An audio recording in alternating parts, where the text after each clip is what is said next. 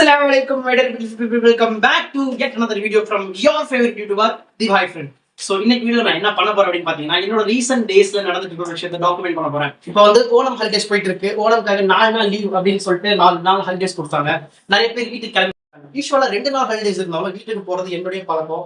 ஆனா 4 நாள் லீவ் விட்டும் நான் இன்ன வரைக்கும் வீட்டுக்கு போகாம இங்க இருக்கிறது என்னோட ஆக்சுவலா ஹாலிடேஸ் முடியுது. முக்கியமான காரணம் என்னன்னு பாத்தீங்கன்னா மித்ரன் அப்படிங்கிற என்னோட நண்பன் வந்து என் முதுகுல குத்திட்டான். கல்யாணத்துக்கு போலான்னு சொல்லி ஏமாத்தி ஊருக்கு கூட்டு போறேன் ஏமாத்தி எங்க தங்க வச்சிட்டான். 2வது முதுகு குத்து என்ன அப்படின்னு சொல்லிட்டு பாத்தீங்க அப்படின்னா பாபு அப்படிங்கிற இன்னொரு முதுகு குத்து. அவன் என்ன சொன்னா, நானும் நல்ல எங்க தான் இருக்க போறேன், நீ கவலைப்படாத, நான் உனக்கு அழகா சமைச்சு தரேன் அப்படி அப்படின்னு சொல்லிட்டு ஆசை வார்த்தைகளை காட்டி நீங்க உட்கார. ஆனா இந்த 4 நாள்ல ஒரு நாள் கூட சமைக்கிறத பத்தி பேச ஆக்சுவலா அந்த 4 நாள்ல மெஸ்ஸுமே வந்துட்டு ஃபங்க்ஷனிங்கா இல்ல. சோ நம்ம எல்லாரும் வெளியில போய் தான் சாப்பிட்டாகணும் அப்படிங்கிற ஒரு கட்டாயம். நைட்டு பூரா முழிக்கிறது.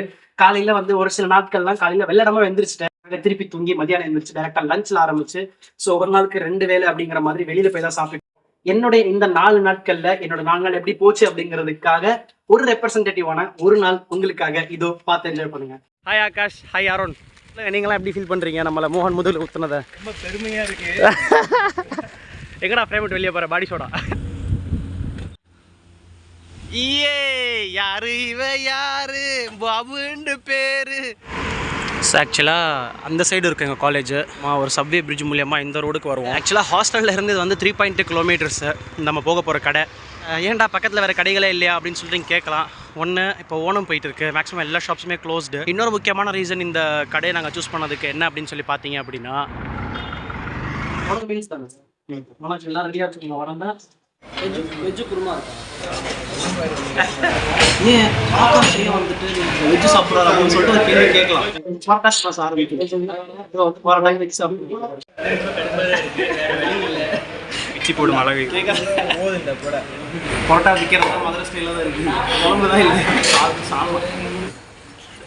ஸோ கைஸ், பம்பா ஞாபகங்கள் வந்து விட்டது.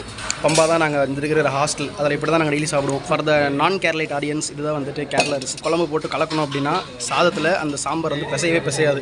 மோகன் பாபு மூஞ்சில் சந்தோஷத்தை பார்க்குறீங்களா? அதுக்கு காரணம் என்ன அப்படின்னு பார்த்தீங்கன்னா குழம்புல வந்து பீஸ் கிடைச்சிருச்சு.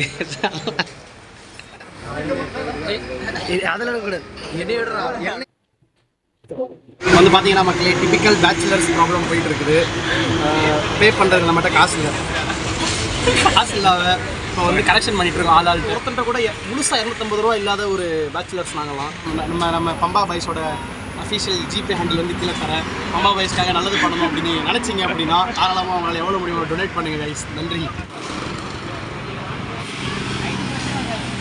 கடைகளே இல்லையா அப்படின்னு சொல்லி நீங்கள் கேட்டிங்க அப்படின்னா கடைகள் உண்டு. ஆனால் நம்ம ஏன் இங்கே வந்து சாப்பிட்றோம் அப்படிங்கிறது ஒரு ரீசன் இருக்குது. சார், மதுரையில் வாழ்றப்ப ராஜா பகவத் மாதிரி வாழ்ந்துட்டு இருந்தேன். ஒரு கடையில் போய் சின்ன கடையாக இருந்தாலும் பொரோட்டாவை ஆர்டர் பண்ணோம்னா ஒரு 3 குருமா ஃப்ரீயாக கொடுப்போம். 2 நான்வெஜ் இருக்கும், ஒரு வெஜ் குருமா வேறு இருக்கும். இங்கெல்லாம் அப்படி கிடையாது. நான் வந்து ஒரு தோசையை விடுங்க, நான் வந்து ஒரு பரோட்டா சப்பாத்தி ஆர்டர் பண்ணுறேன் அப்படின்னா சைடிஸ் தர மாட்டான். அது வந்து இவங்க ஆட்டோக்காரங்க தான் போவாங்க, சும்மாலாம் போக மாட்டேன்.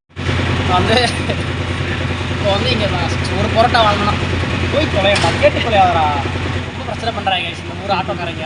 ஊரில் வந்து நம்ம ஒரு பரோட்டாவோ இல்லை சப்பாத்தி ஆர்டர் பண்ணுறோம் அப்படின்னா அதுக்கு சைடிஷ்க்கு தனியாக காசு பே பண்ணி வாங்கணும். 130 ரூபா வரைக்கும் கொண்டு போவாங்க கிரேவிக்கு மட்டும். இந்த சுற்று வட்டாரத்திலே நாங்கள் கண்டுபிடிச்ச பேச்சுலர்ஸ்க்கான கடை அப்படிங்கிற மாதிரி ஒரு கடை அந்த அண்ணன் மட்டும்தான். 12 ரூபாய்க்கு பரோட்டா போட்டார்னா அப்படியே இந்த சால்னா வந்து ஒரு நல்ல வாலி நிறையா வச்சுருவாங்க. இன்னொரு அட்வான்டேஜ் என்ன அப்படின்னு பார்த்தீங்கன்னா அது இருக்கிற கறி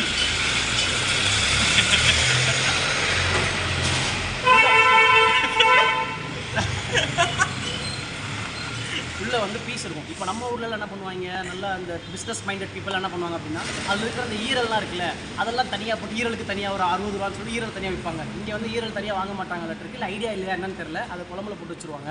அதெல்லாம் வந்து நிறைய வரும். அதனால் நம்ம பசங்க எல்லாருமே வந்து பட்ஜெட் ஃப்ரெண்ட்லியான ஒரு இடம் அப்படின்னு சொல்லிட்டு இந்த இடத்த வந்து சூஸ் பண்ணி வரோம்.